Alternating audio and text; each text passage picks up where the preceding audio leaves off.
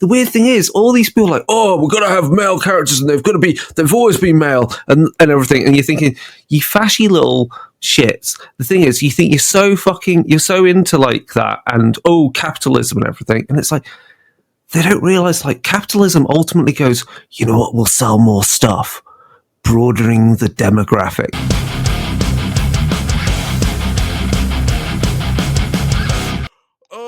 So I'm trying to think, Sean, what have I been doing?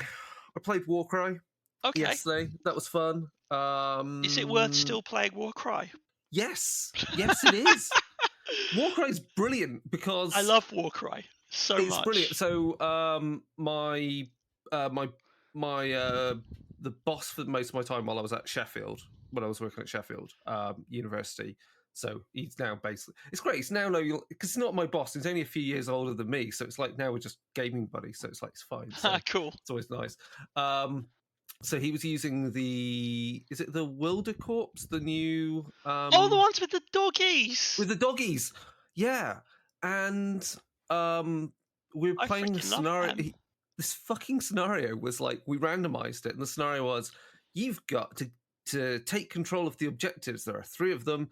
And at the end of the turn, if you control it, you get either D3 on 2 of them, or it's D6 VPs. So it's random VPs, and you have to get at the end of turn 4, if you're that player doing that, which I was, you have to get a total of 16 victory points. But if they control any, they remove D3 victory points from you.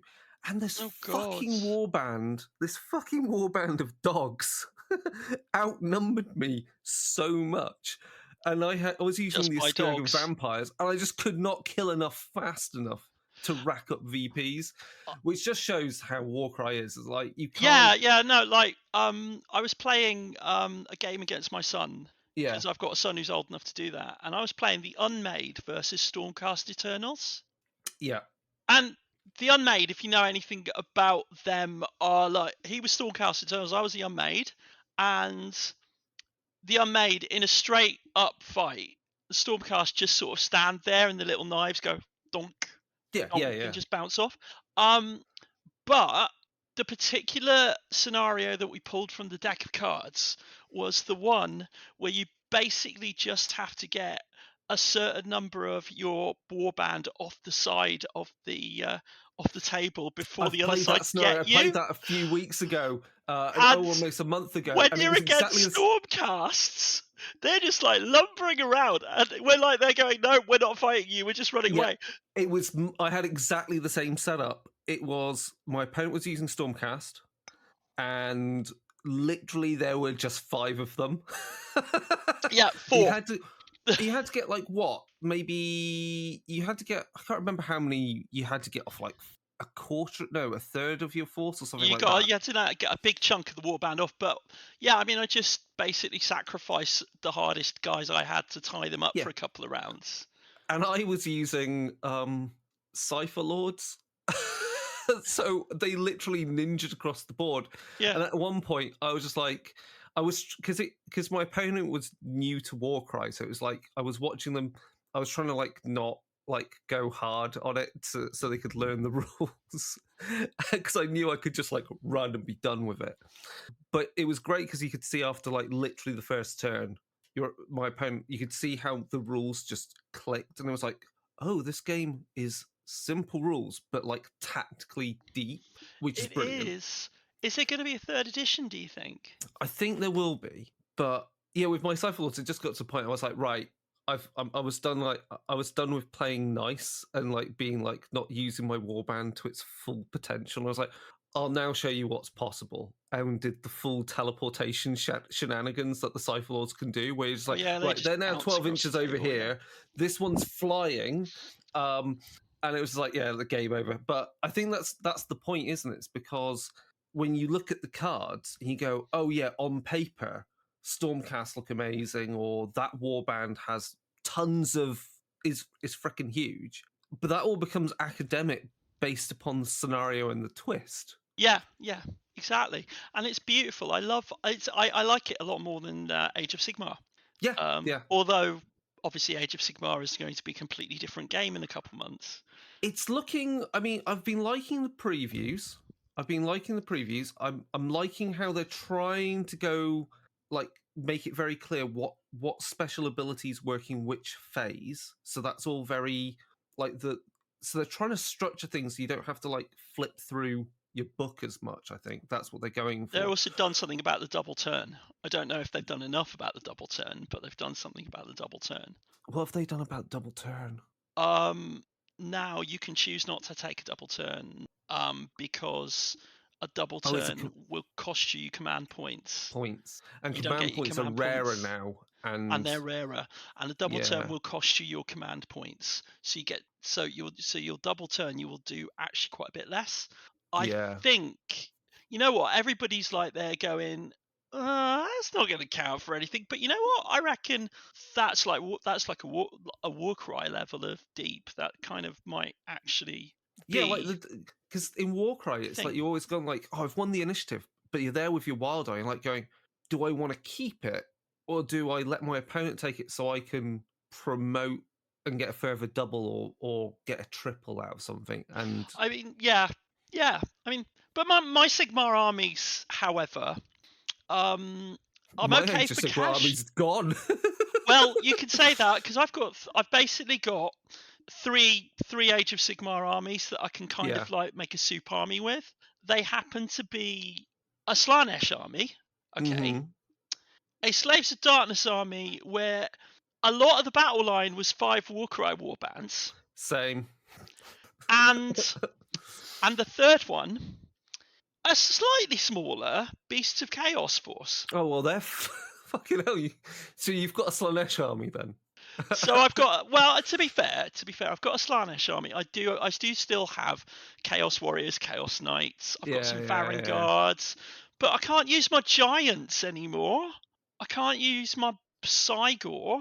I've got some Chaos Gargants, Cygor.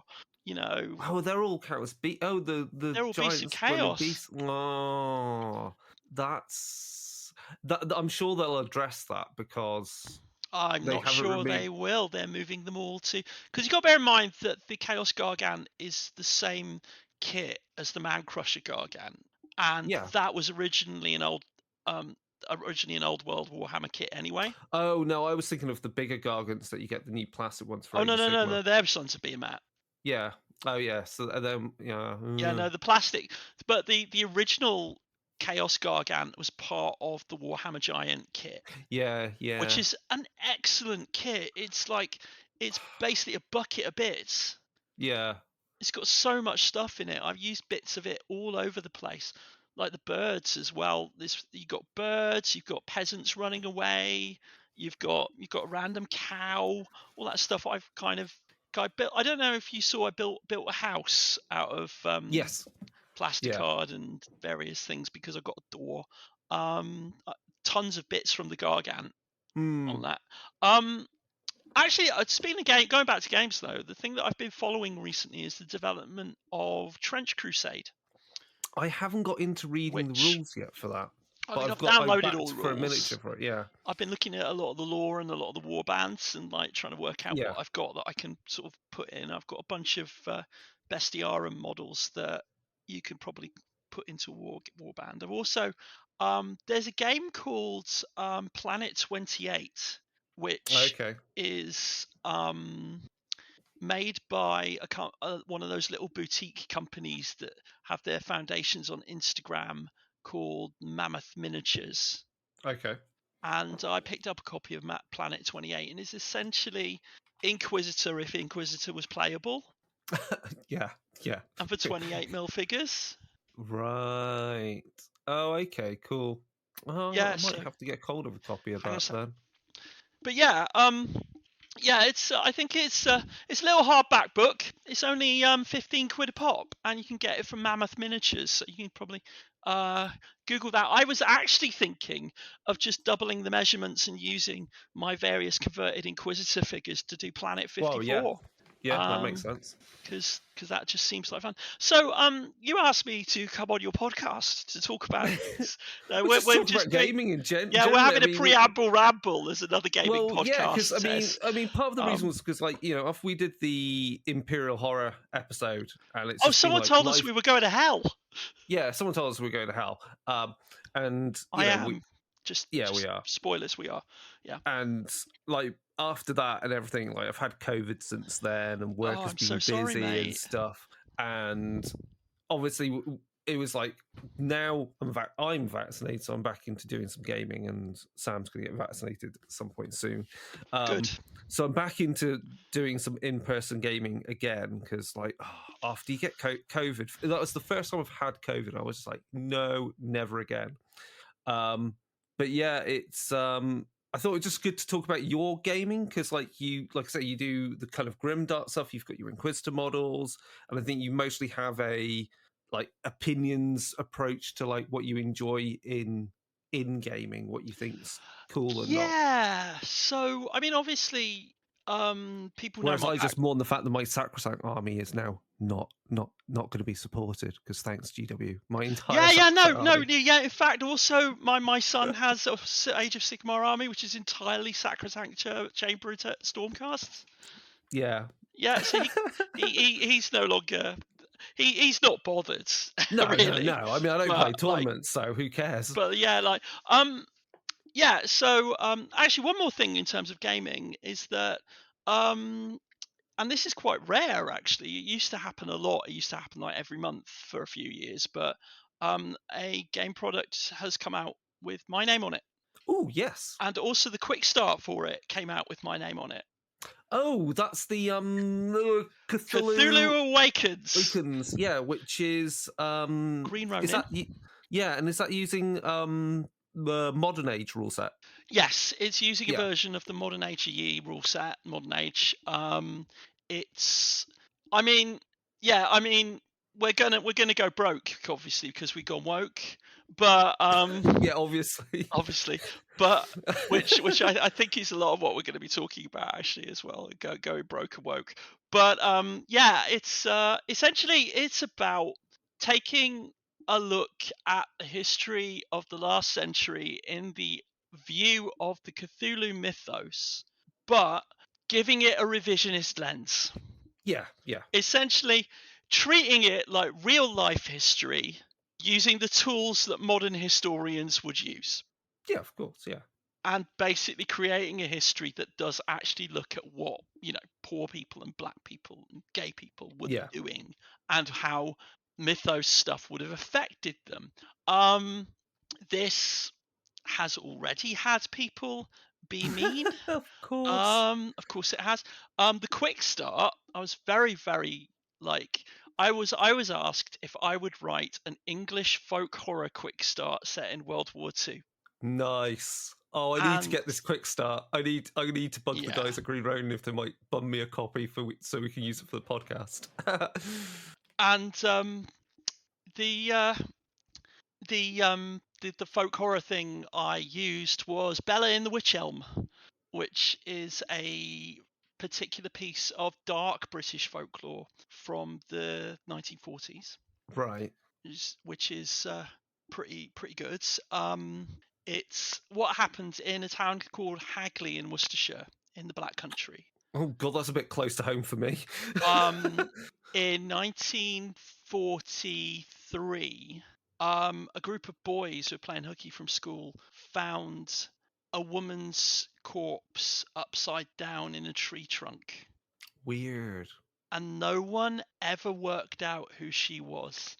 And there are conspiracy theories about that.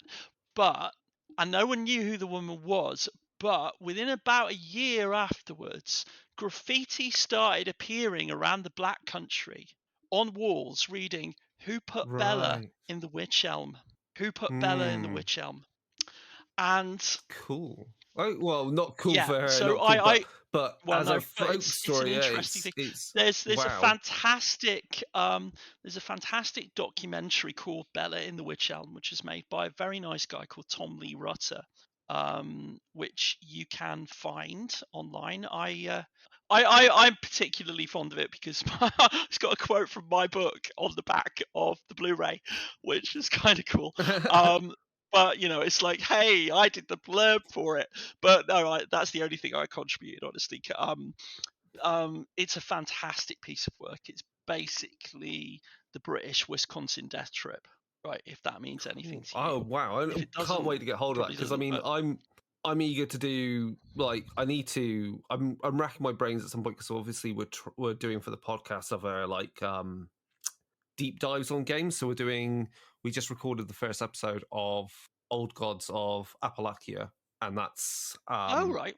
Again, it's eldritch horror meets, Appalachian like mythology lore, and it's 1920s, 1930s period. So yeah, you're examining the impact of like industrialization on these communities in the in what is effectively the wilderness there. So it's and one of the key things with that podcast is that, and how the book is written, is again like actually looking at what life was like for people of color, the actual natives there, all the different people that have immigrated there, and then so we're doing that. So we're doing character creation in a couple of weeks' time, and then we'll be doing an actual play of it. So I think it's interesting that that's out, and then obviously the approach to Cthulhu Awakens, to have that kind of modern kind of historian approach to looking at the time period and how people really were, and then reflecting that back into how you represent horror, whether it's through the lens of what we call Lovecraftian mythos or similar. Cool. So I mean, cool. it's really interesting as well, because obviously, I don't think a lot of people realize how much of the Cthulhu mythos lore as we know it is actually owned by Chaosium. Yeah.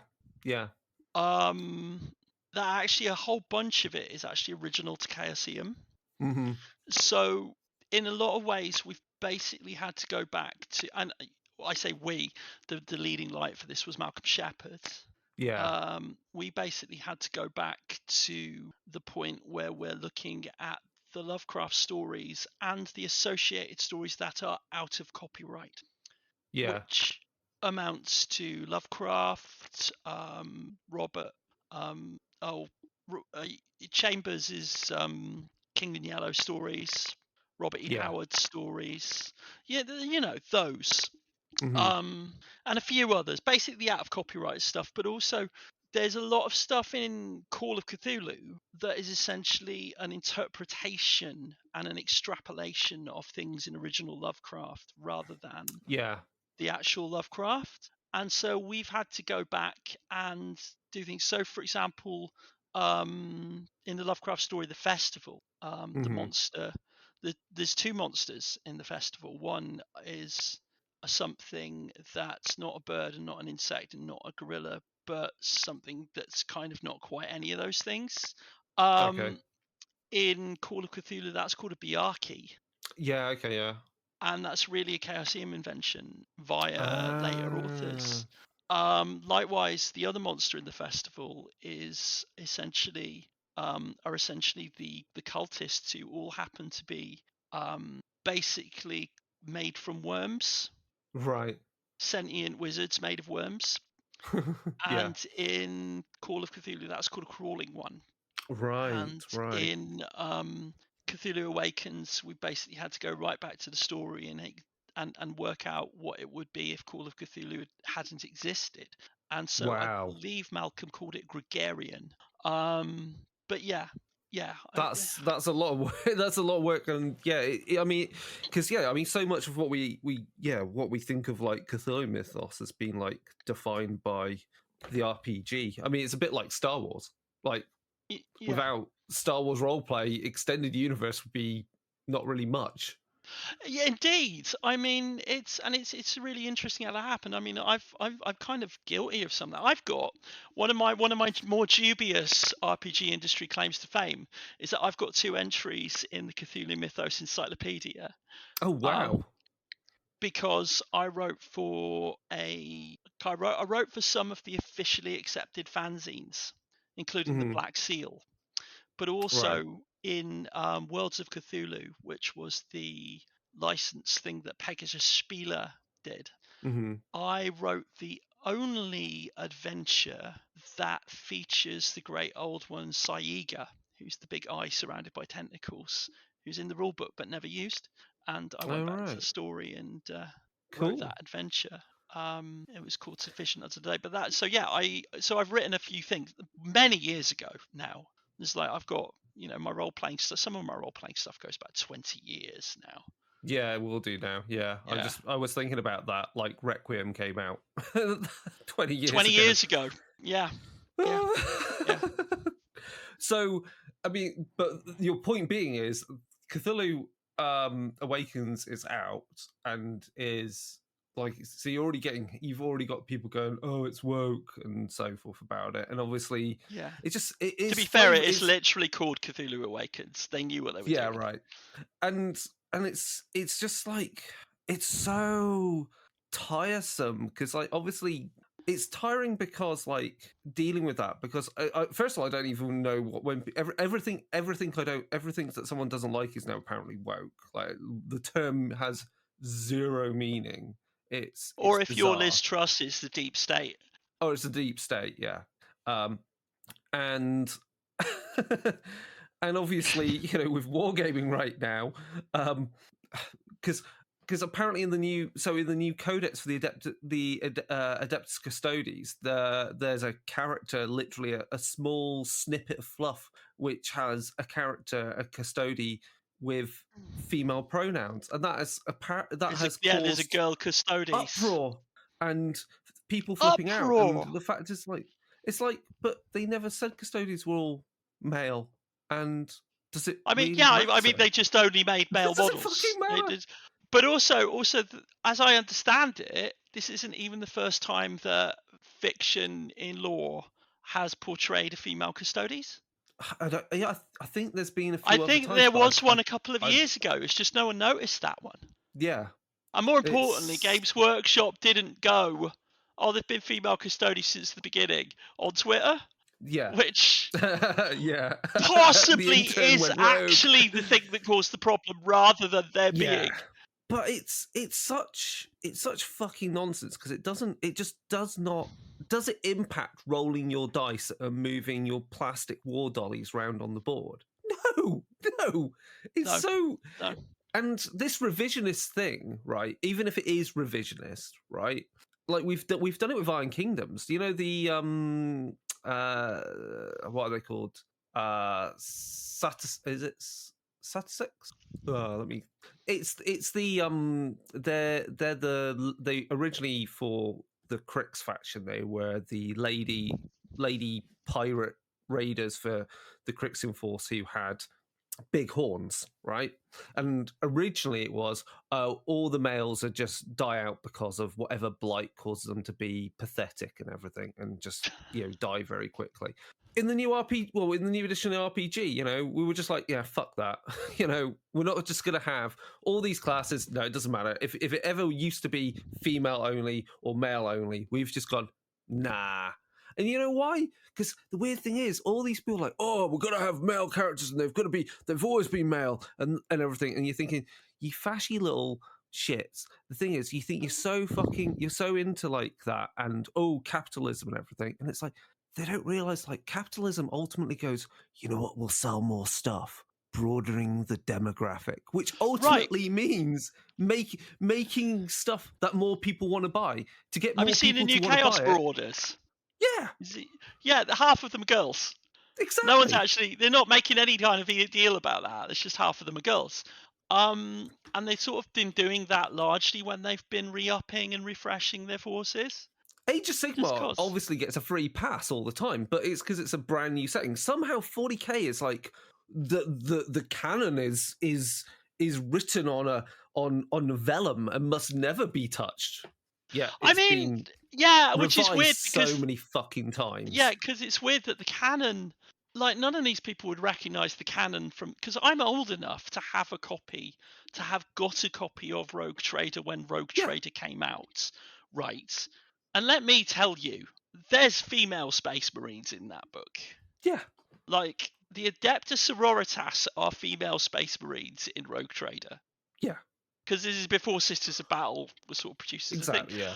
And there were even a couple of female Space Marine models, which of course everybody knows, which there are only a couple, but they did have the same insignia as the female Space Marine illustration in Rogue Trader, Sister Sin. This is not a devil's advocate thing. Okay. This is not a devil's advocate thing, because you're right, they're fashy little jerks. Okay. That doesn't stop it. Games Workshop do not communicate this very well. They do not do this well. Of course. So in the same way that they really, really, really fudged the announcement of the vast numbers of fantasy models that were going to be retired, including 3 entire armies. Right. Right. Well, 1 army of Stormcast, 1 army of Orcs, and all of the Beasts of Chaos army.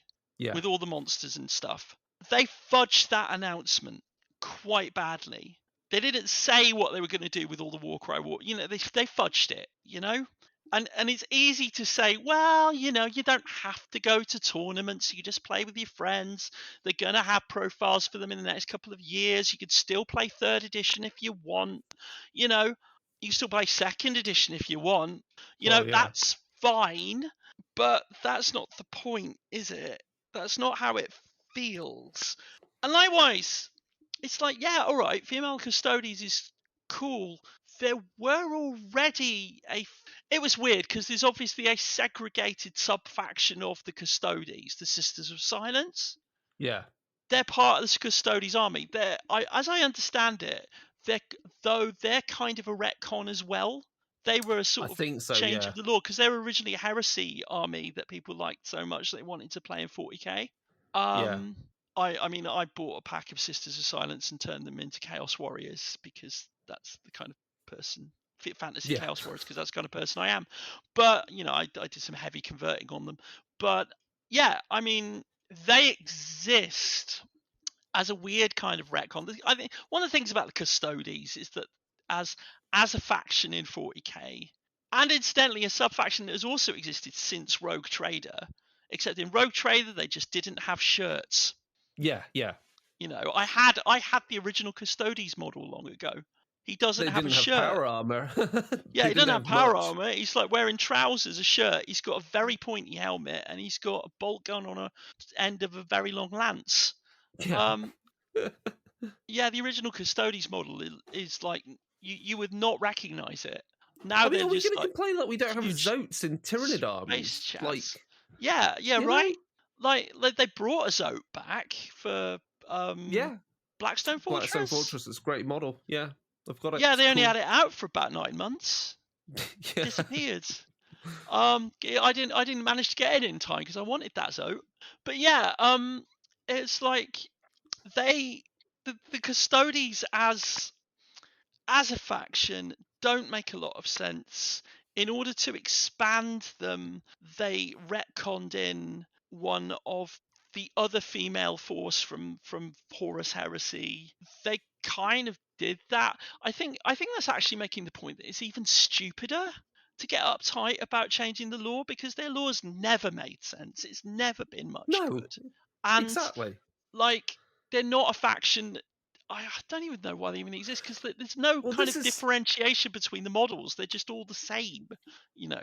I mean, this is the thing with the role-play game, because I can actually say, like, you know, because just today, or was it yesterday? Yesterday, the Vow of Absolution book for Wrath and Glory came out, which is the it's basically the Space Marine players book for Wrath and Glory, but it also primarily looks at the Absolvers. And a lot of the comments are like, well, why is it only the Absolvers? Why haven't you got lots of detailed information about the other Space Marine chapters? It's like, well, first of all, that'd be a fucking huge book, and no one would buy it because it would be so expensive, and all that material is already out there. And also, you know, there's kind of like there's a practical approach to this, pragmatic approach. There's what, and there's also, there's what we can do as writers, and also there's what Games Workshop lets Cubicle 7 do. Like the reason why everything's Gilead really is it's our playground where we can do what we want without fucking around and contradicting other published material out there. It's the whole thing with like why, if you look at why anything like licensed IP, Games Workshop, licensed IP and is very protective of it because some things you just can't cover or you can't include. Other things they want it to synchronize well. It's just because they want to control their IP. So you do what you're told, and and sometimes that means while writing something, you find out something's been revised by another release that's in the main line, and you have to like do some work to update bring it so back into line. Which it's not something that used to happen. It's not something that used to happen. I mean, back in like the 70s and even the 80s, you would have stuff based on existing IPs, like comic books based. The original Marvel Star Wars comic books include a major character who's a green bunny. So this isn't Bucky O'Hare, is it? No, this predates Bucky O'Hare. They include a major character who's a bunny in space, in a spacesuit, and a whole bunch of stuff. There's the Doctor Who comics from the Marvel UK Doctor Who comics include like the 1980s Marvel UK comics include as the Sixth Doctor's longest running companion. Because there's many more Sixth Doctor comic strip stories than there are actual televised stories, because the Sixth Doctor era ran for a long time because the show kept getting cancelled and uncancelled. Mm-hmm. But of course, the magazine carries on for 4 years, and so his main companion is Frobisher, who's who is a Whiffadil, a shape-shifting alien whose preferred form is a penguin. So he spends. Wow. The Sixth Doctor's main companion is a talking penguin. That's like talking. See that's woke. Talking penguins are woke. Are they really? Yeah. Gay talking penguins are woke. Yes. But yeah, I mean, what was I going to say? I think. But it's. Yeah, I don't know. I mean, I think the problem is. Oh, I know what I was going to say. On the flip side, also, one of my partners has been in a huge argument on Facebook. Well, not a huge argument, but quite a big argument, because somebody on Facebook has been basically saying you shouldn't play Warhammer 40k because it has a lot of Nazis that play it. Right. And this just proves it. And them getting angry about girls being in one of their favorite space Nazi factions just proves it. And that's also completely wrong, because in the end, this is just a hobby. Yeah. Okay. And on the one hand, there isn't such a thing as just a hobby, because it is something that brings you joy. It's something that you can develop a sense of community with and make friendships out of.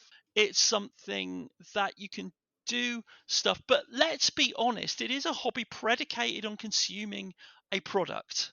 Mm-hmm. Right? You buy stuff in order to paint it and play with it. Yeah. Right? That is not the same as being in a religious or political community. It is not the same as being in an oppressed group. It's not the same as being a follower of a political party or having an ideology. Right? Like if my political party had Nazis in it, I wouldn't want to be in the political party if they weren't doing something to kick those people out.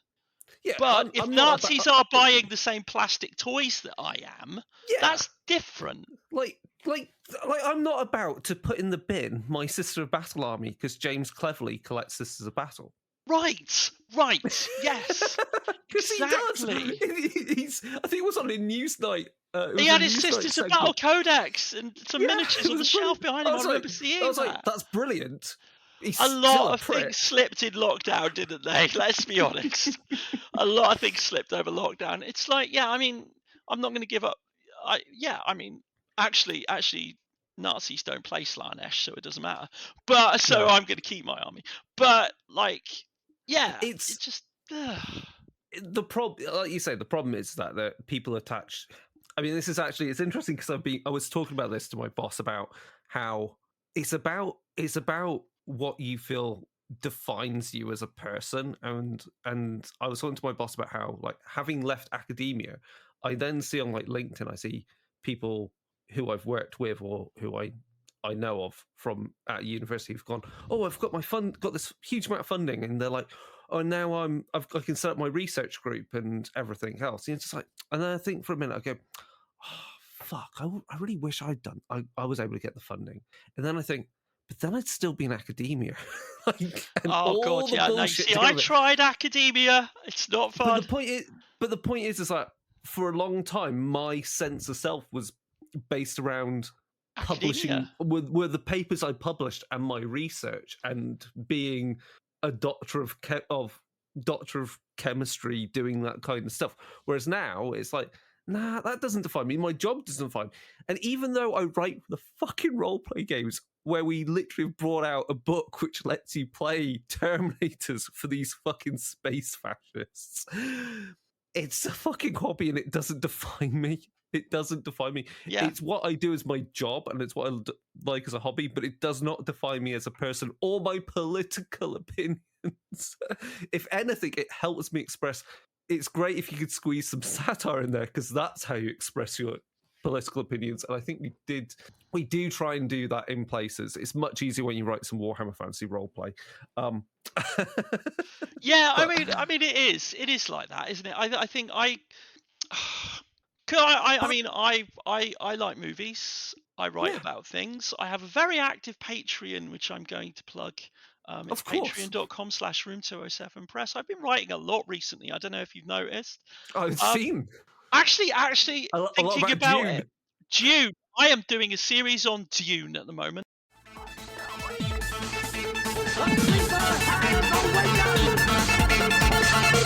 I'm doing Dune. I'm doing all its adaptations.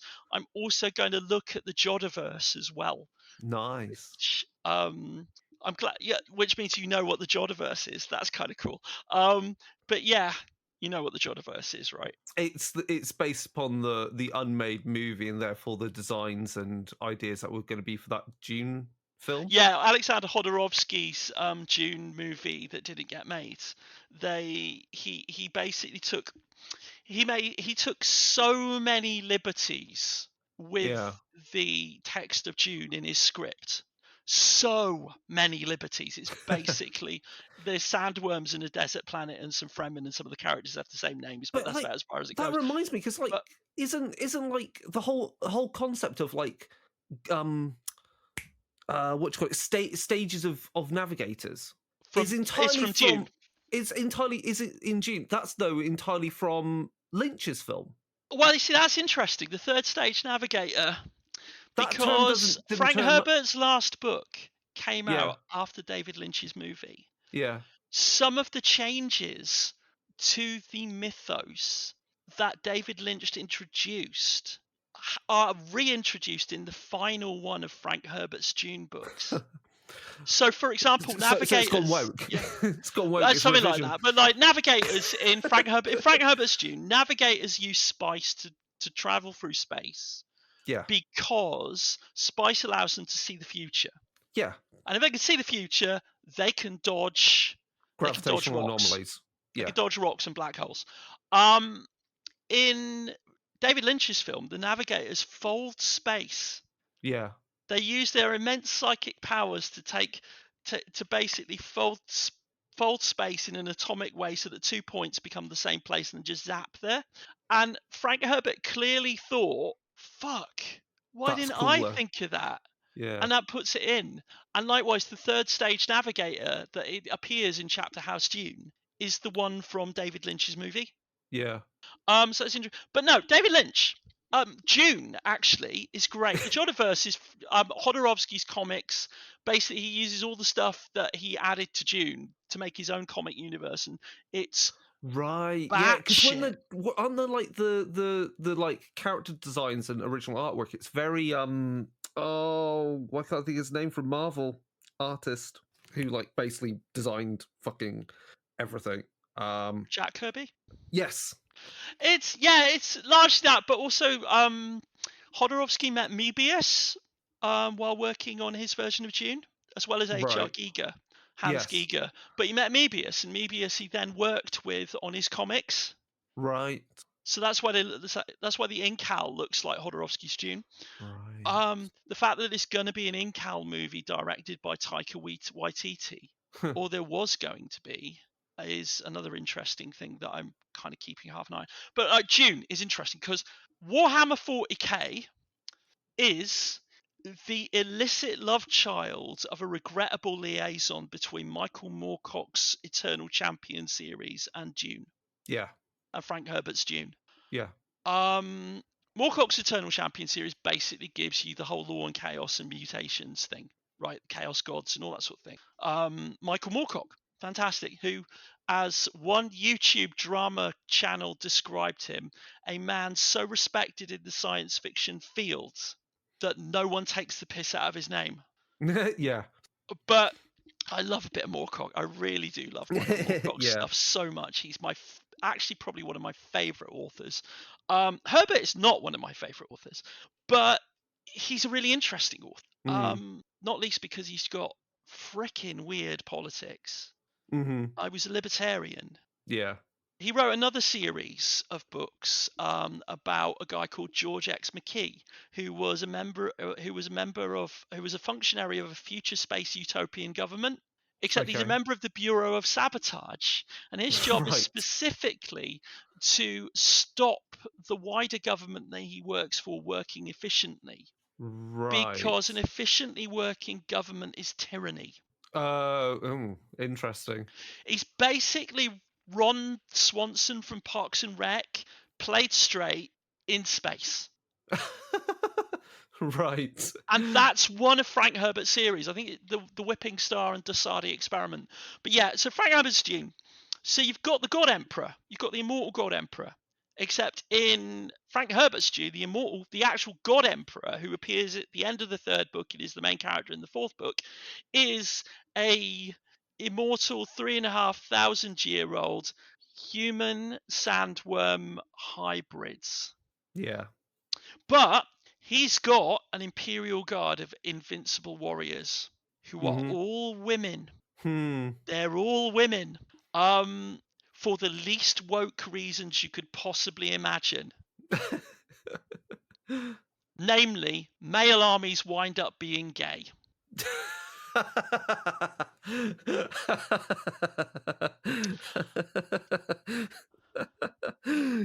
I mean, the weird thing is, God Emperor of Dune, which is the one with the human sandworm hybrid, is actually, of all the 6 books, the best written. Even better, it's actually a better book than the first book. Wow. But it's also a sequel, so it can't exist on its own. Yeah. You can't understand a word of it unless you've actually read the 3 previous books, right? But it's a better written book than actually his first book. I mean, the last 2, the plot synopses can basically amount to a post-it note on Frank Herbert's fridge saying Tuesday write another Dune book.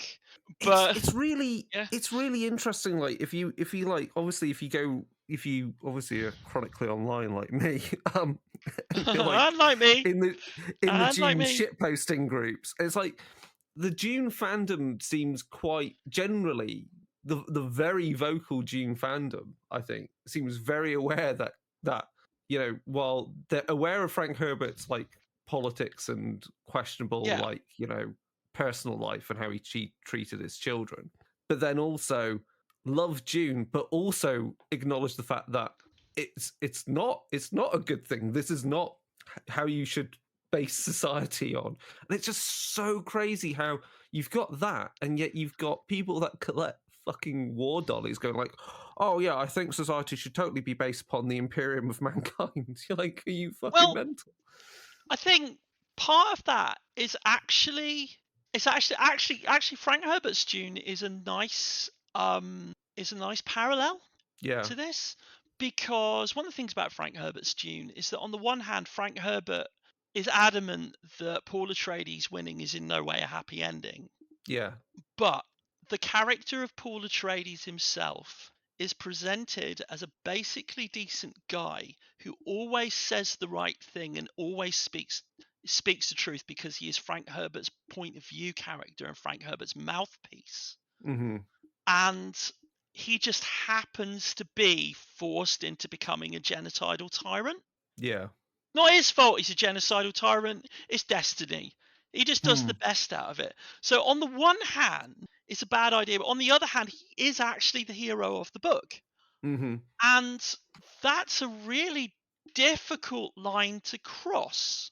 It's a really difficult needle to thread, and he doesn't do it, especially once you get to the sequel. So, like in Dune Messiah, there is a bit where Paul Atreides, who is, the despotic emperor of the universe, is in a council room, and he gets one of the other main characters comes to him and brings him a deposition from the Spacing Guild and the Bene Gesserit, basically saying we need a Bill of Rights and a constitution.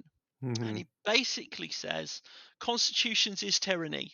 Constitutions are tyrannical because they remove people's chance to actually govern themselves. And single person despotism is better because I can't be everywhere or govern everything. Which is the 40k universe. Right. But also, this is also the needle that the 40k universe often tries to thread and often kind of accidentally fails to do, right? In that, on the one hand, and I mean, we had this conversation last time we spoke. Yeah. On the one hand, the Imperium of Man is a hell space. Yeah. But on the other hand, we are constantly presented by heroic individuals who uphold it. Yeah. Who are doing this. Because, so, you got to go, no, they're not the good guys, they're the space Nazis, but they're not. There is a level of nuance that is. The problem is that this level of nuance is good. Yeah. And I would rather it was there than it wasn't. I think if it wasn't there, I think you'd be in Star Wars territory. Yeah, where depending, because Star Wars can, I think you can look at it. I think Star Wars, there is good Star Wars, there are Star Wars Rebels, brilliant, and then there is bad Star Wars, generally the films. Apart from the first 1.5.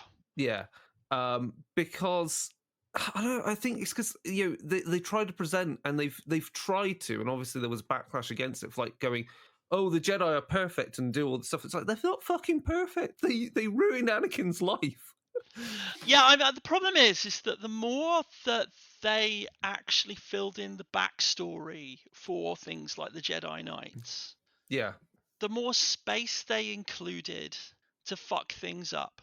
Yeah. Basically, the more that you fill in lore that doesn't need to be filled in, the more space there is to ruin it. Yeah. So this happened with, for instance, the Aliens movies.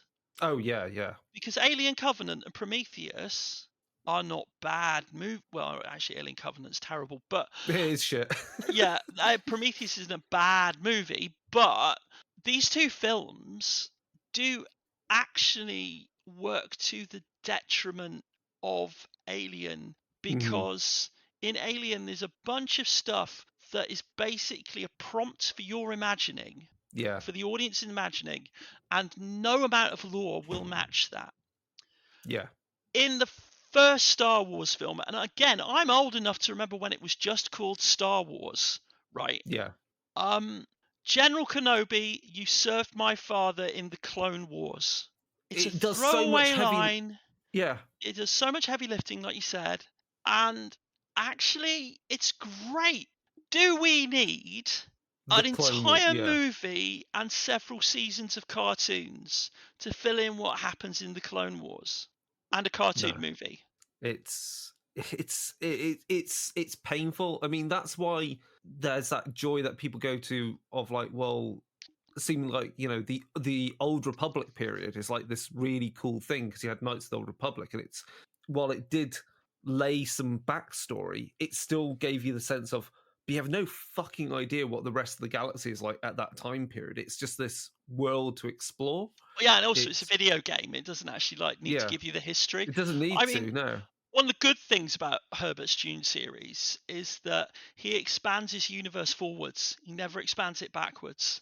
Yeah. So he goes like the first book. Was it the first book goes forwards about 12 years to the second, and then to the third book it's 8 years, and then the fourth book it's 3,500 years. And then it's another 1,500 years to the fifth and sixth books, which are basically of a piece, really. One of the reasons that Dune fans really, really don't like the books that are credited to Brian Herbert, but actually really written by Kevin J. Anderson. Yeah. Writer of a buttload of expanded universe Star Wars novels as well. Is that they go in and they fill in gaps that didn't need to be filled. Yeah. You don't need a trilogy about the Butlerian jihad, right? Yeah. Like, you don't need that. The fact that there's going to be a TV series that's, I think, started to be filmed, which is going to do... Oh, about the Bene Gesserit. Yeah, which is going to be about the history of the Bene Gesserit based upon one of the it's gajillion interminable trilogies that Herbert and Anderson perpetrated. 18! 18 books, Chris. Right. So here's the question then: should there be a Dune war game? I did see at the club last night they were playing the Dune board. Is it a Dune board game that's a bit like Risk? There's so many Dune board games. Yeah, I know, right? But should there be a Dune war game? Would that be cool? It be already a role playing game? Yeah. Finally. Maybe I'm not even talking about the one from 1999 that got... No, we're talking about the yanked and is worth hundreds of pounds if you own a copy. Modiphius one. But you could do... I was like thinking a Dune war game based upon or even like on the comic book series you were saying. The Dune war game. But colourful. A colourful Dune... Denis Villeneuve would not... Yeah, that's not going to happen. Because everything's going to have the film aesthetics, but everything's grey. Fuck that. It's all beige. But no, a Dune war game based on the period between the first two books. Yeah. Where essentially you could go to other planets and you could essentially invite players to make up their own houses minor and things, and you could, you've got your Imperial Fremen, you've got your Sardaukar remnants, you got some like Harkonnen holdouts, you got some Atreides, you got pirates, you got smugglers. Yeah. There's a Dune miniatures game would actually be quite fun. Also, wouldn't you want to build a 28mm scale Ornithopter model? Yeah, I've built the Lego one. You've got the Lego one, yeah. Yeah, like a 28mm war game one would be pretty wicked. Okay, how much time have you spent holding up the Lego one and just like pressing the buttons? Every so often. Right. Yeah, it's great. 5 minutes a day, right? Just for the dopamine. It helps my RSI. No, it doesn't. But yeah, I think a Dune war game be interesting. I mean, fuck, there's Shatterpoint for Star Wars, and I think Star Wars. I always feel like Star Wars is a bit of a weird one for wargaming because there's like you're basically either Imperial or Rebels, or maybe your smugglers and so forth. But yeah, I think Dune as a wargame would be pretty interesting. I mean, it'd be interesting what vehicle, like if they could somehow like squeeze in like interesting vehicle designs as well to expand the kind of like what you could buy. And that's been done before because we did have the Dune computer games, the RTS. You could buy the soundtracks to those. Yeah. So yeah, Dune war game would be pretty cool. I mean, putting this out here, I'd also think just purely as a small Necromunda kind of style skirmish game would be pretty sweet. That's cool. Go back to that. I'm really looking forward to Trench Crusade because it's a small Necromunda style skirmish. Because I say that because I, at one point when I was working on Noble Armada for FASA, so Noble Armada is the space combat game for Fading Suns, and Fading Suns is basically Dune. It's sort of. I mean, I've actually contributed to one Fading Suns supplement, and Yeah. Fading So Suns is quite Juney. when I Yes. was working on that, I was trying to pitch a Fading Suns skirmish game, like with minis, and they'd have personal shields, and you'd want to show the difference between why you'd have to have combined arms, because it's like playing Adeptus Titanicus. Like, you can't get some shit can't get through shield, other shit can. That would be Right. really fun, but yeah.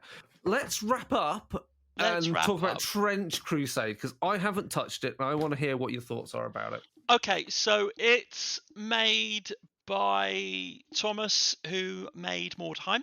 Yep, interviewed him. Great guy. And drawn, yeah, he's really active in the Facebook community. He's really positive about stuff. I've had a couple of good interactions. He follows my Instagram, which is wild.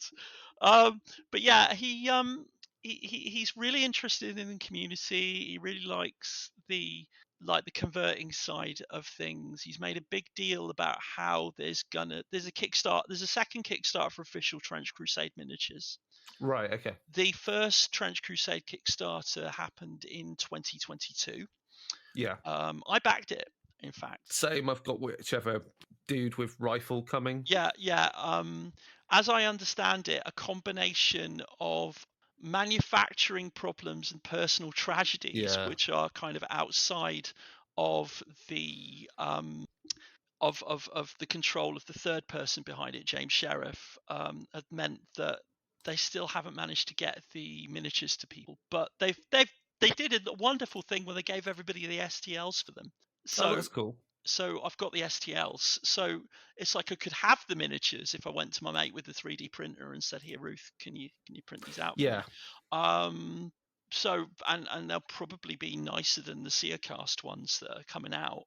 I'm not sure how I feel about Seacast, but anyway, it's really horrible to get mold lines off of because it's quite soft. Oh, yeah, it's a bit like the Restic stuff that Private Press used. Yeah.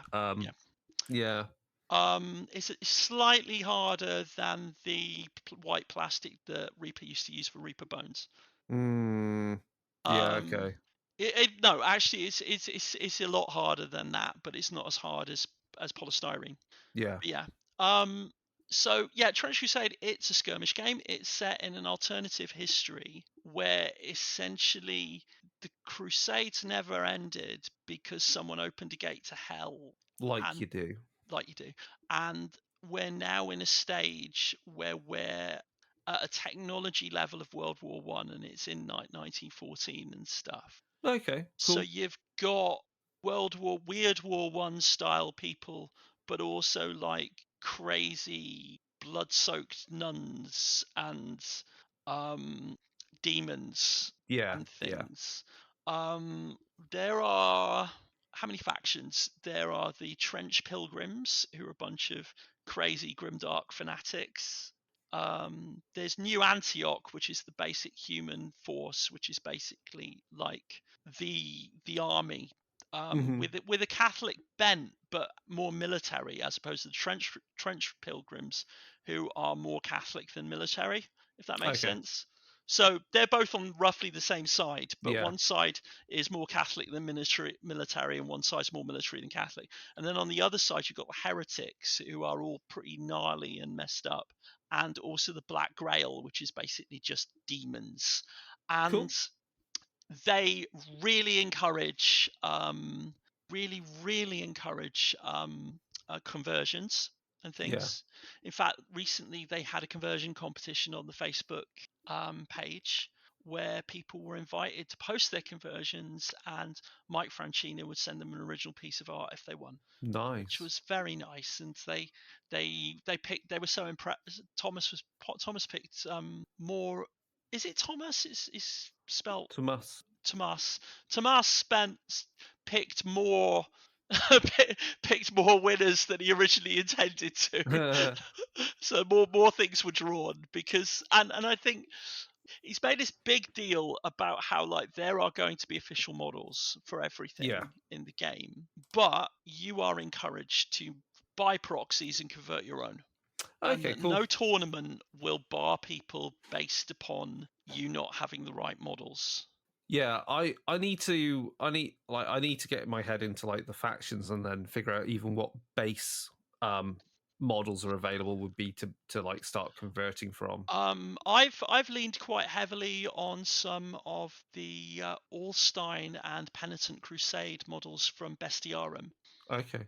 A lot of those work for several factions, and they've got the Bestiarum models include a faction of models that basically look like World War One guys, only their gas masks look like skulls, basically. Okay, I'll have to have a look at those. That's cool. Yeah, which that's kind of thing. So I'm really looking forward to it. Tomas, I've not got my head round the rules, but I'm given to understand from all the people who've been posting about playtesting it that it is a straightforward and enjoyable game. I think from the look of it, isn't it like it's a 2 dice plus stat versus target number?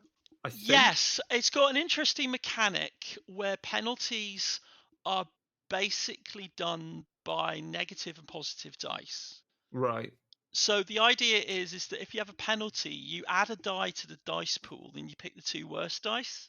Yeah. And if you've got a bonus, you add a die to the dice pool and pick and the highest. pick the 2 best dice. Yeah. And the bonuses and penalties stack. So you work out, basically, if you've got 3 penalties and 4 bonuses, then you'll have 1 bonus. Yeah. And if you've got 4 penalties, you have 1 minus.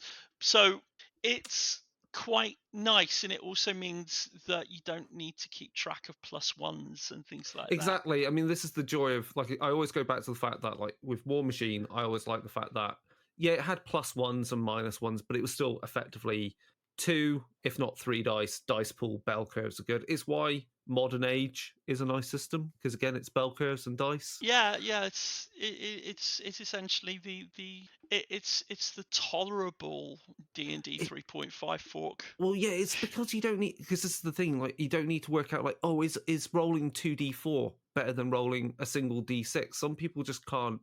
Some people don't like mathing that much. Like, I'm cool doing that. Other people don't enjoy it because they can't work out the averages quickly. Yes, it is. So yeah, it is. Yeah, but it's just like, it's not. But yeah, I need to look into it. It'd be cool to start. Yeah, get some ideas of what to build, like where to get some base models for it. Because the thing is, I've got a shit ton of weird shit left over from my Kingdom Death stuff. You know, from and the some of Survivor that Screws. would actually fit Trench Crusade stuff. I mean, Yeah, you know, if you've got a pile of Kingdom Death stuff, you've probably got several Black Rail warbands. Yeah, exactly. You know, you're fine. So yeah, so Trench Crusade interests me because I quite like the whole Weird War 1 aesthetic. I quite like grimdark stuff. Yeah, I quite like converting things.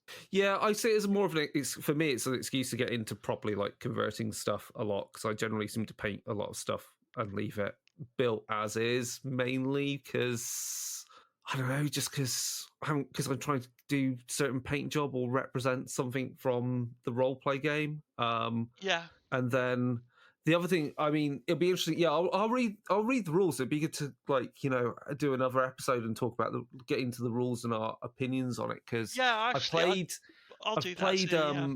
I played my first game of what's it called? Kill Team.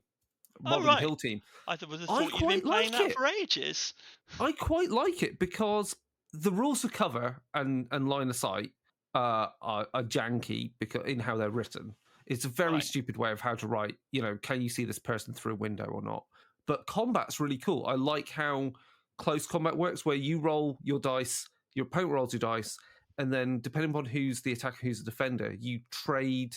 You're basically trading your successes. So you go, if you're the attacker, do you want to use your first successful die to do an attack, or do you use it to parry one of your opponent's dice? And that way of working things, you have to figure out, it's like, is your fighter better at doing damage, or are they better at like defending on this one until someone else can go in? So it's quite cool. I do like it. And it reminded me, and this is the other thing which I'm excited about, is the fact that Monolith have bought all the IP from that used to be Rackham stuff. So Confrontation, oh yeah, I saw Colors, that. Ragnarok, and Hybrid. And I've still got Confrontation models, and I've still got Confrontation 3rd edition rulebook, and I want have to basically try that again. Hundreds of unpainted Confrontation models. Actually, tell you what, and AT-43. I've also got an entire unit of half-painted Griffin Fusiliers. Oh, cool! Yeah, I've got some of those. They would totally fit Trench Crusade. Yeah, you're right. They would do. Actually, the entire Griffin army would fit Trench Crusade. I've got a pile of Griffins. The what were they called? Templars of Hod that came in Hybrid. Yeah, I've got. In fact, I have the Templars of Hod. There's a solid demonic bad guys as well. They are, in fact, actually the Scorpions of Durs. One of my favorite models is my Sassia Samaris. Yes, I've got that one. Yeah. I've got the first version.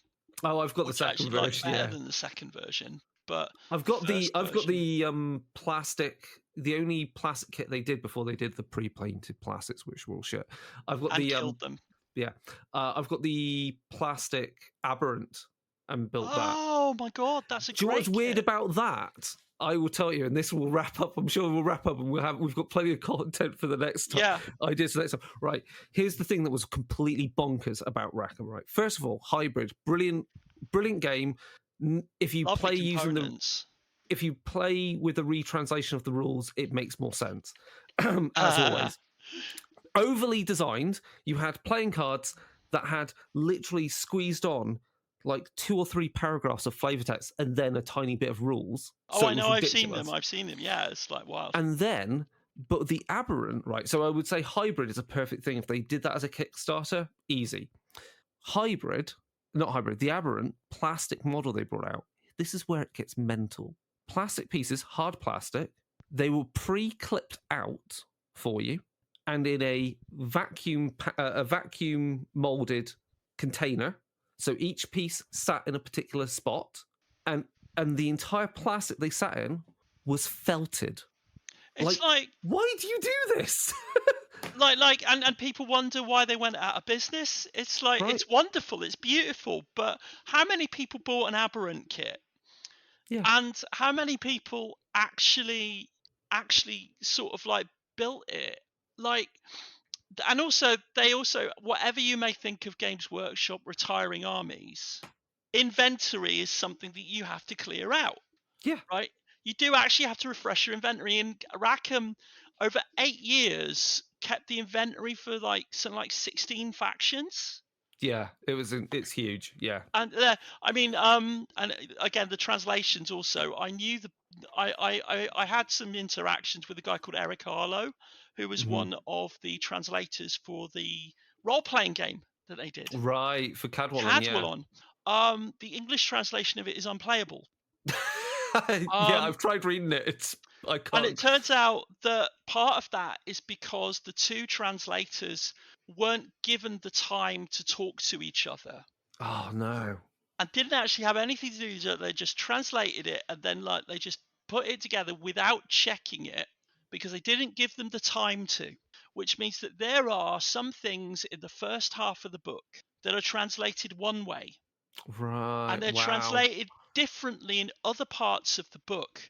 But worse, there are other stats and characteristics that are translated using the same words that different stats are in the first half of the book. Wow. It is literally unplayable unless you actually go back and work out which things are actually sharing words and which things are the same thing. Right. Yeah. On that note, we're going to wrap up because we've got tons of topics. So our topic for definitely next one is Trench Crusade. Trench Crusade. I'm gonna make effort to read that. Things to plug is, like I said, Valve Solution is out from Cubicle 7. Please buy it. It's awesome. Buy Inheritance of Embers. That's the Eldari player's book. Also, that came out a few weeks ago. That's also awesome that I worked on. Cool. You can play Eldari of all types. You can play full Drakari. It's great. That's a game to play. I might have to do that for the stream. Yeah, that's basically the equivalent of playing a Sabbath game with Vampire in it. Yes, yes. And then the other thing is Eldritch Automata is going back to get crowdfunding because it didn't pass on Kickstarter, so they've done some more work. They've done a quick start, and it's going to back a kit. So that's Eldritch. It's it's Cthulhu, Eldritch, Evangelion, Mecha, but it's not with crappy rule set like Cthulhu Tech. Yeah, and also like really, really problematic rapey content. Yeah, exactly. And you've plugged your Patreon, and obviously go over to the Instagram to see cool. Also, Cthulhu Awakens stuff. And Cthulhu Awakens from Green Ronin. They're really cool to work with. Lovely people. I've bugged them that I'm ready to do. I want to do some more stuff, like because I did enjoy working on the Fantasy Age 2e bestiary. I don't think it's out yet. I think the core book is out finally. It was out like couple of months ago, so the bestiary's somewhere. I'd love to do some modern age at some point. I haven't worked out what, but I'd like to do something. I think they've had a reshuffle recently of their developers. Malcolm is not on Cthulhu Awakens anymore. He's moved to Fantasy Age, and Ian Lemke, who many years ago was the Changeling, the Dreaming developer for White Wolf, is now responsible for Cthulhu Awakens. Right. It's such a small world, isn't it? It becomes like Hal worked on Unhallowed Metropolis. Right. I believe back in the day. I think he was producing it or something. I can't remember the full details. He just said he was glad that I like it. And I was like, yeah, I love it. What world we're in. Okay. Yeah. Well, we will knock it on the head now. So yeah. Always a pleasure to talk, Chris. It's always fun. That was really good. I'm sure people will get some content, get some interesting opinions of it. Obviously, follow Darker Days Radio. All the links are going to be in this episode. I can't be bothered to rattle it off. And obviously, just play your toy soldiers. Don't worry. There is no politics in 40k. It's all a satire because it was basically hippies taking the piss out of Thatcherite Britain at the time. So it was metalers taking the piss out of Thatcherite Britain. Yeah, like it was Motorhead fans. It's punk. It is at its heart still kind of punky, and by doing stuff like having female custodies in there, and I'm sure other things. Who freaking cares? It's punk. It's toy soldiers. Be punk with them. Play with your war dollies. Like them. Don't get upset because bad people buy them as well. Because if you got upset because bad people bought the things you liked, you'd never be able to buy anything. Well, yeah, we wouldn't play Vampire the Masquerade if that was the case. Well, yeah. And on that point, we'll say goodbye. And goodbye. Thank you, Sean, and goodbye. Bye.